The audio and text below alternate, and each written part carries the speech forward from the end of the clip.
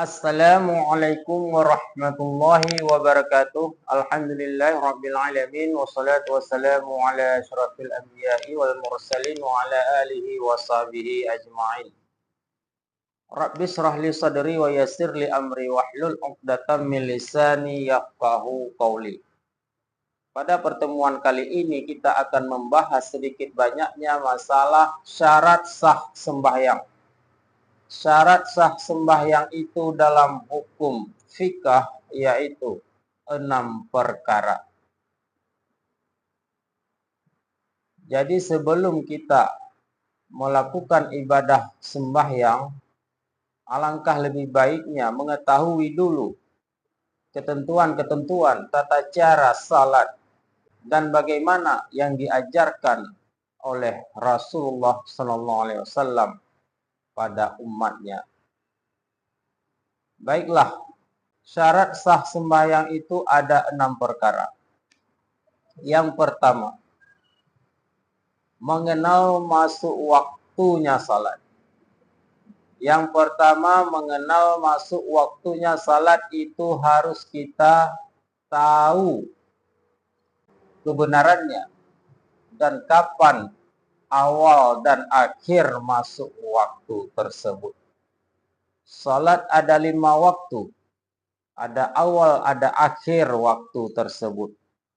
Isya, subuh, zuhur, asar, maghrib, ada awal dan ada akhir waktunya tersendiri yang telah ditetapkan oleh Allah Subhanahu wa taala ketika malaikat Jibril yang diperintahkan oleh Allah setelah Isra Mi'raj, memerintahkan oleh Allah kepada malaikat Jibril untuk mengajari salat di awal waktu dan di akhir waktu. Dan ketika itu malaikat Jibril menjadi imam dan makmumnya Nabi kita Muhammad sallallahu alaihi wasallam. Awal waktu pertama-tama diajari oleh malaikat Jibril yaitu di ketika waktu zuhur. Waktu zuhur yang awal-awal sekali diajarkan oleh malaikat Jibril. Awal waktu masuk waktu zuhur tersebut ketika tergelincir matahari. Kemudian malaikat Jibril mengajari lagi ketika masuk waktu asar. Ini hari pertama.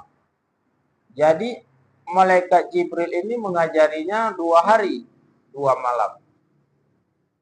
Karena awal waktu dan akhir waktu. Hari pertama malaikat Jibril mengajari Nabi Muhammad pada awal waktu saja.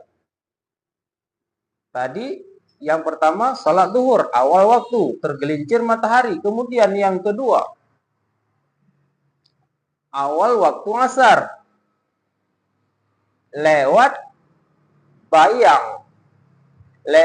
bayang benda yang kita dirikan tegak, bayang matahari melewati, itu masuk waktu asar. Melewati bayang, misalnya benda itu 1 meter. Bayangnya kita ukur 1 meter 10 atau 1 meter 5 atau 1 meter 20. Nah, itu sudah masuk waktu asar. Tidak boleh mereng. Kalau mereng ini ya bertambah panjang bayangnya, harus tegak. Nah, itu awal waktu asar. Nah, nanti akhirnya, akhir zuhur dan akhir asar esoknya. Ini awal harinya, hari pertama. Kemudian masuk waktu maghrib, malaikat Jibril jadi imam juga. Dalam 2 hari 2 malam itu langsung malaikat Jibril langsung jadi imam. Kemudian masuk waktu maghrib. Masuknya matahari atau terbenamnya matahari habis. Tidak ada tinggal sedikit pun matahari masuk. Tidak nampak lagi. Di sanalah malaikat Jibril melaksanakan awal waktu maghrib. Kemudian berselang sedikit, beberapa menit kemudian, masuklah awal waktu Isya, yaitu ketika hilang syafaq yang merah. Di sanalah waktu Isya dilaksanakan oleh malaikat Jibril. Kemudian berselang begitu lama antara Isya dengan subuh, masuklah waktu subuh ketika hampir-hampir mendekati fajar sadek. Sebelum fajar sadek, fajar kadhib. Fajar kadhib ini lewat, kemudian masuk fajar sadek. Nah, sebelum sampai fajar sadek, hampir-hampir di sanalah habis waktu Isya. Dan masuklah ketika nampak fajar sadek, barulah malaikat Jibril menjadi imam dan makmumnya Nabi Muhammad SAW. Dan awal waktu subuh ketika nampak fajar sadek, bukan fajar kadhib. Fajar kadhib itu fajar dusta, keluar sebentar hilang lagi. Yang arah tegak ke atas langit itu fajar kadhib. Sedangkan fajar sadek yang melintang terang, sadek benar, tidak ada kebohongan di cahaya tersebut. Lalu awal waktu subuh sudah diajarkan oleh malaikat Jibril.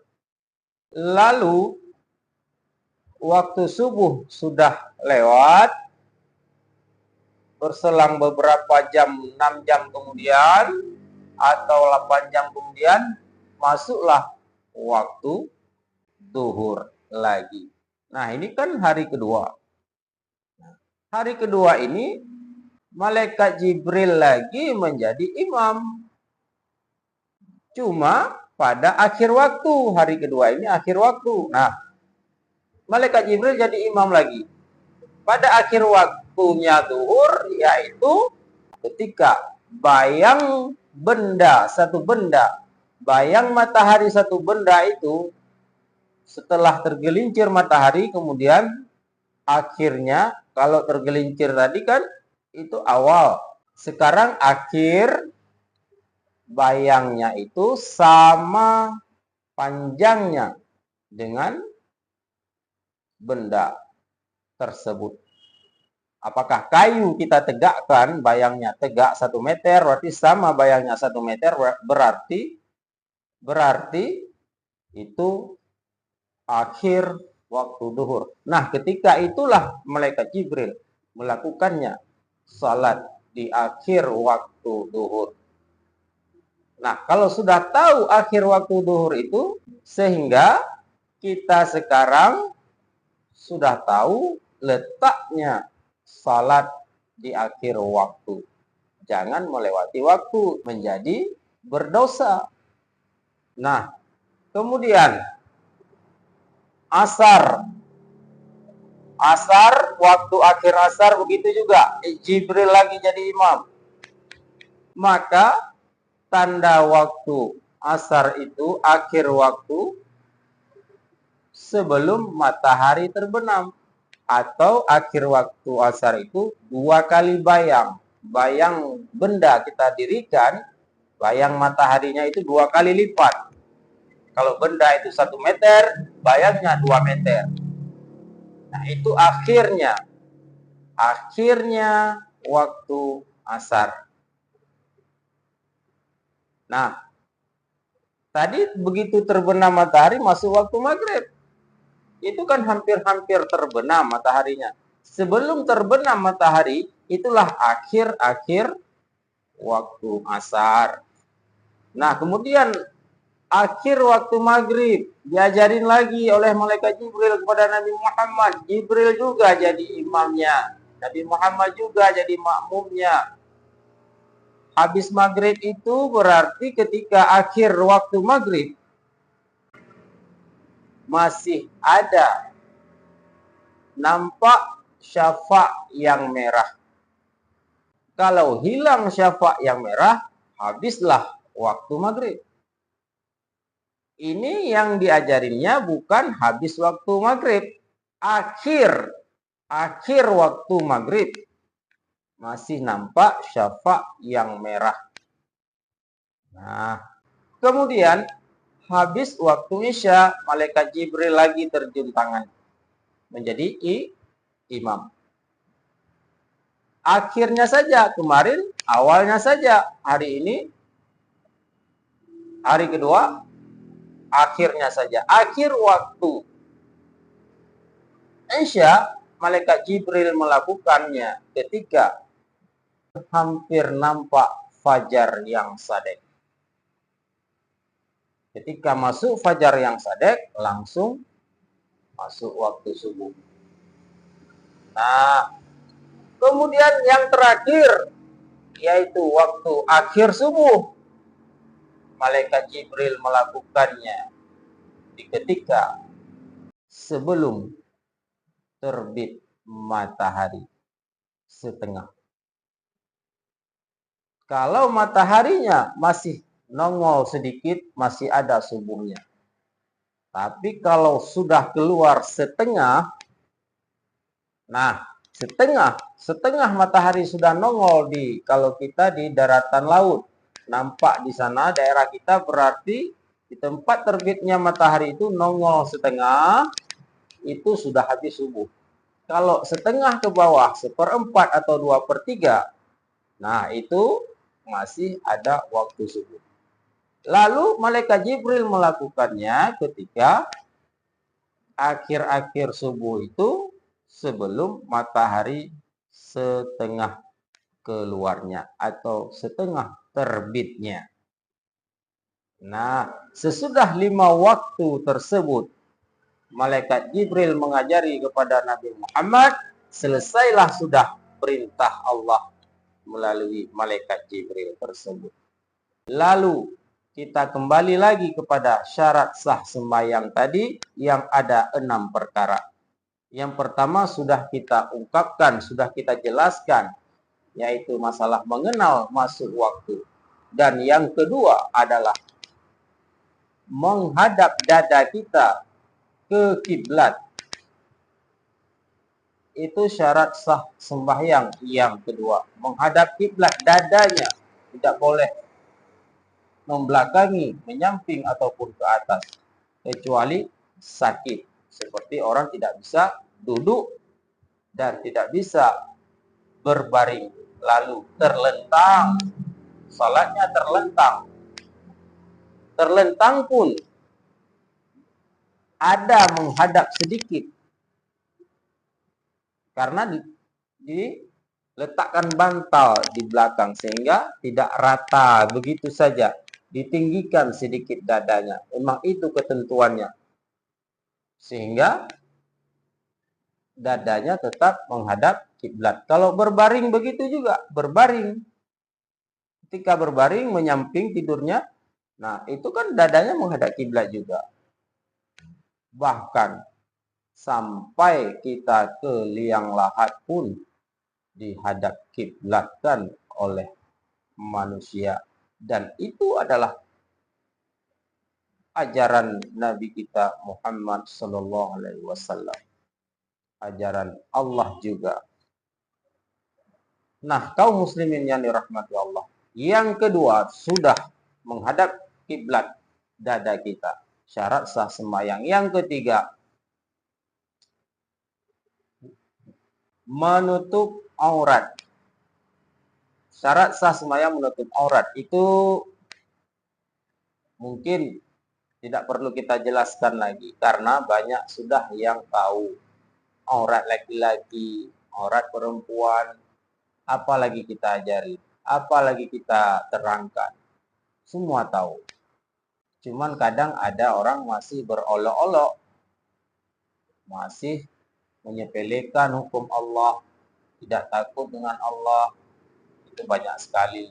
Nah, itu tanggung jawabnya sendiri, terserah. Yang penting aurat laki-laki Allah sudah terangkan dalam Al-Quran. Bahkan para ustadz-ustadz pun sudah banyak yang menjelaskannya. Aurat laki-laki antara pusat dan lutut. Aurat perempuan yang bisa nampak muka dan pergelangan tangan. Selesai. Sekarang yang ketiga. Yang keempat. Yang pertama sudah, kedua sudah, ketiga sudah. Yang keempat. Bersuci daripada hadas besar dan hadas kecil. Hadas besar suci, kalau belum suci, sucikan dulu. Maksudnya mandi hadas besar. Yang kedua, selanjutnya bersuci daripada hadas kecil. Kemudian, hadas kecil tahu kan? Hadas kecil itu kan kita harus berwudu. Kalau berhadas kecil berarti kita tidak ada wudu. Tidak mengambil wudu itu namanya berhadas kecil. Selama kita tidak ada wudu itu kita namanya berhadas kecil. Nah, kemudian yang kelima, bersuci daripada najis. Nah, najis itu harus kita kuasai juga. Najis-najis apa saja yang tidak dibolehkan di dalam salat, dan ada najis nanti yang dimaafkan di dalam sembahyang. Cuman najis yang dimaafkan dalam sembahyang lebih baik kita hindari juga, karena kalau kita tahu bisa juga tidak dimaafkan. Ada yang dimaafkan kita tahu, tapi dimaafkan. Ada juga yang kita tidak tahu, dimaafkan juga. Nah, jadi ada najis-najis nanti seperti misalnya darah nyamuk. Darah nyamuk dimaafkan bila darah nyamuk itu dia yang menabrak kita atau dia terjepit sendiri di tempat kain sholat kita atau di tubuh kita. Kita lagi sholat nih, bukan sebelum sholat ya, lagi sholat. Terbang nyamuknya, ada darah di tubuhnya. Lalu tertabraklah seperti helikopter menabrak gedung bertingkat. Ketepam, ketubum, hancur. Terpencarlah darahnya. Nah, itu kalau dia yang menabrak kita, walaupun banyak sekalipun, dimaafkan. Kenapa dimaafkan? Karena jarang terjadi. Jarang ada nyamuk yang begitu hebat kuatnya membawa darah seperti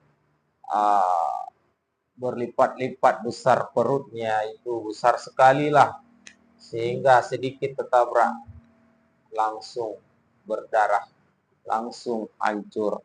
Jarang sekali.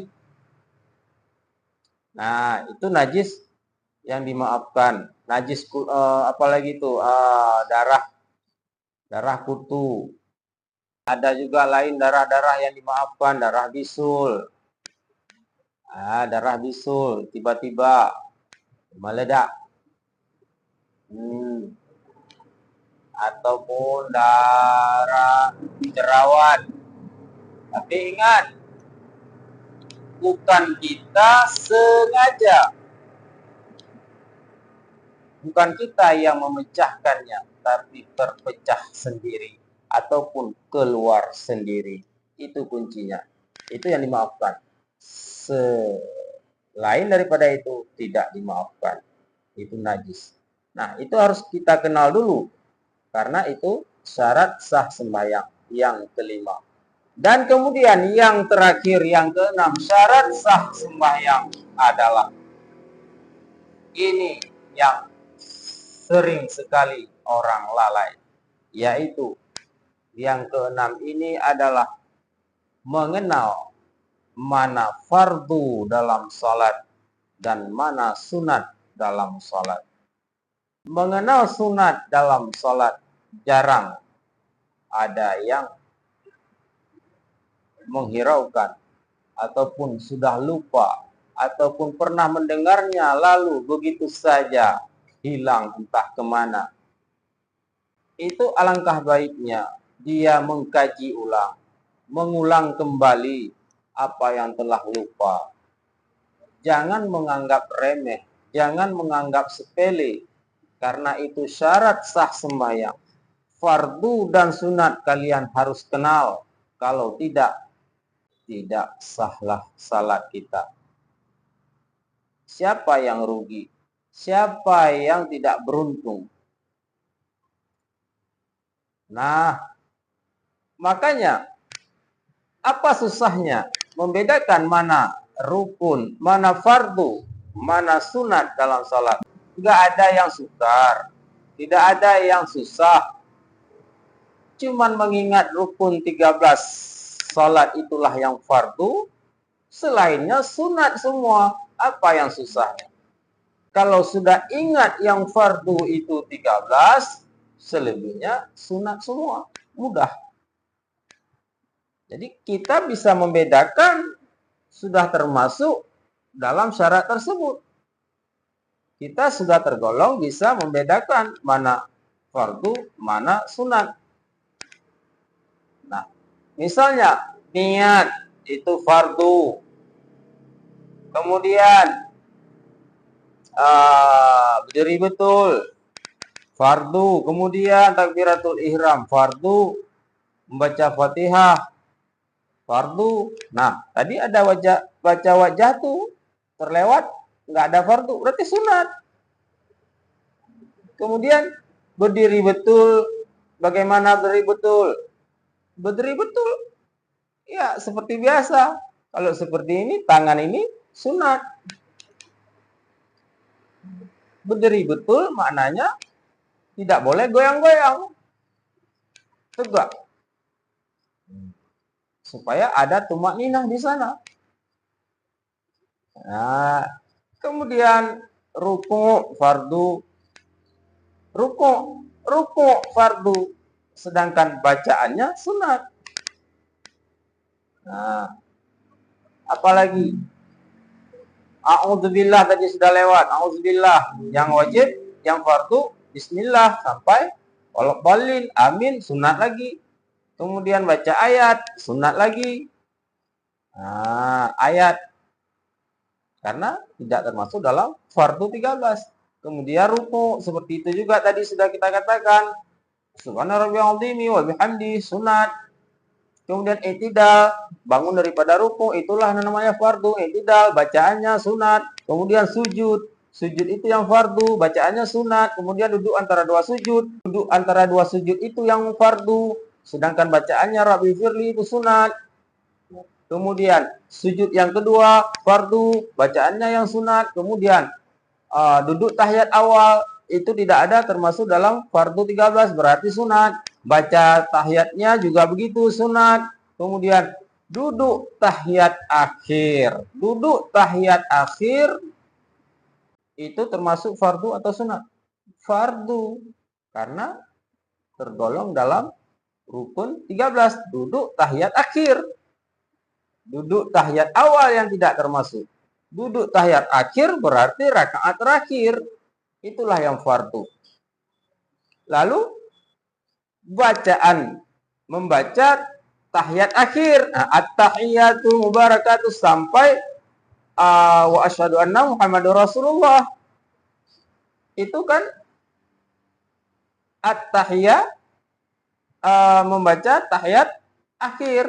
Sunat juga, atau membaca tasyahud, dia juga. Nah, itu fardu. Kemudian Allahumma shalli ala sayyidina Muhammad wa ala sayyidina Muhammad, membaca selawat.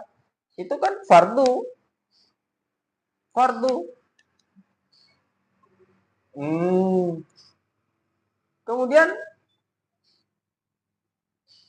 Kama shallaita ala Sayyidina Ibrahim wa ala Sayyidina Ibrahim, itu termasuk fardu atau sunat? Sunat, karena tidak termasuk dalam salawat kepada Nabi Muhammad. Keluarganya Nabi. Itu berarti sunat. Kemudian fil alamina innaka hamidun majid, sunat. Yang fardunya assalamualaikum warahmatullah, salam yang pertama. Kemudian salam yang kedua, sunat. Nah, apa yang susah membedakannya fardu dan sunat? Cuman kita kadang sendiri, kadang-kadang kita tidak mempedulikannya. Salat asal-asal sudah selesai, pergi lagi entah kemana, esoknya begitu lagi, sehingga salat kita menjadi tidak khusyuk. Nah, kalau kita sudah bisa membedakan mana fardu, mana sunat, insya Allah salat kita sudah menjadi khusyuk dan fokus. Nah, setelah kita tahu mana fardu dan mana sunat dalam salat, membuat kita yakin, diri sendiri saja kita sudah yakin salat kita itu benar. Kalau sudah benar, secara adat, secara zahiriah, kita sudah berusaha sah. Syaratnya sudah cukup, seperti yang tertulis, sah. Namun masalah yang memerintahkan, yaitu pencipta, maha kuasa, menerima atau tidak, itu terserah Allah. Namun Allah tidak pernah ingkar janji, selalu tepati janji. Kalau salat kita sudah benar, jawaban kita sudah benar seperti kita ikut ujian, maka tidak ada lagi yang disalahkan. Tidak ada lagi di sana penyalahgunaan wewenang. Sungguh Allah Ta'ala tidak ada sifat seperti itu. Nah, 6 syarat sudah selesai. Syarat sah sembahyang sudah selesai, 6 syarat. Lalu kita harus berhati-hati untuk menjalani perintah Allah tersebut. Jangan sekali-kali kalian menyepelekan ibadahmu kepada Allah. Mudah-mudahan apa yang sudah saya sampaikan bisa bermanfaat bagi saya sendiri dan juga bagi kaum muslimin dan muslimat yang dirahmati Allah. Lebih dan kurang saya mohon maaf. Wallahu a'lam bishawab. Wabillahi taufik wal hidayah. Assalamualaikum warahmatullahi wabarakatuh.